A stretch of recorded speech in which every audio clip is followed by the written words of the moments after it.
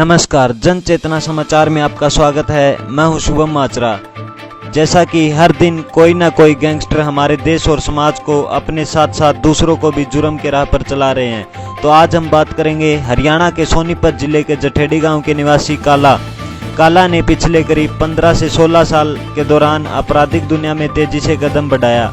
हत्या, अपहरण, लूट, फिरौती, जमीन पर कब्जे जैसे कामों में लिप्त काला जठेड़ी के गैंग में सैकड़ों की संख्या में शूटर शामिल है।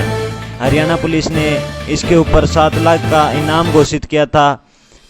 राजधानी दिल्ली और हरियाणा सहित आधा दर्जन राज्यों की पुलिस ने राहत की सांस ली है। इसकी वजह है 7 लाख की इनामी मोस्ट वांटेड बदमाश संदीप काला उर्फ काला जठेड़ी की गिरफ्तारी।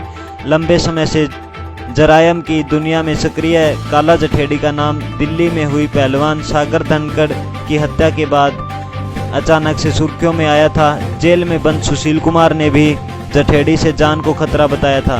दिल्ली, हरियाणा, राजस्थान, पश्चिमी उत्तर प्रदेश, पंजाब, उत्तराखंड में आपराधिक गतिविधियों की वजह से सिरदर्द बन चुका काला जठेड़ी की तलाश काफी समय से पुलिस को थी।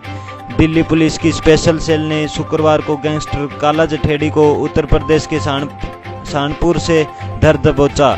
इसके साथ ही काला की सहयोगी लेडी डॉन अनुराधा को भी गिरफ्तार कर लिया।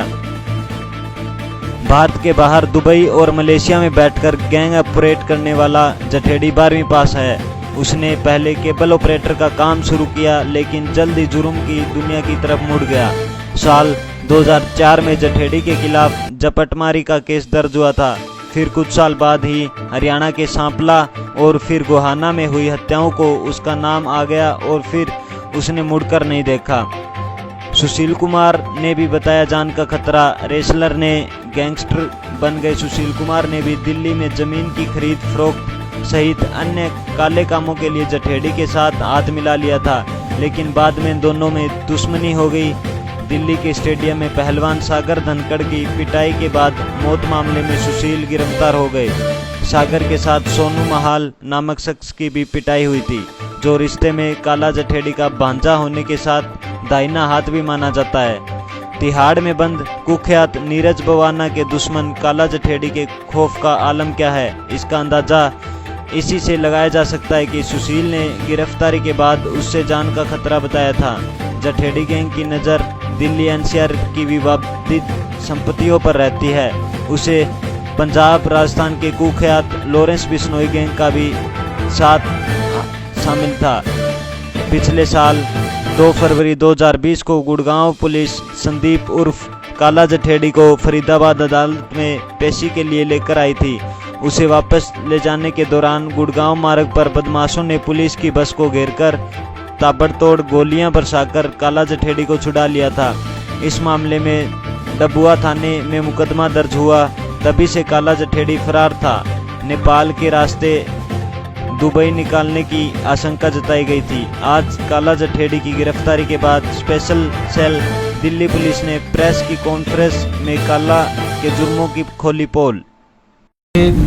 लॉ इन्फोर्समेंट का अटेंशन इसके ऊपर से डाइवर्ट किया जाए और उस साजिश के चलते हुए इन लोगों ने ये कहानी एक तरीके से मार्केट में छोड़ी कि काला जो है इंडिया से बाहर चला गया है। जी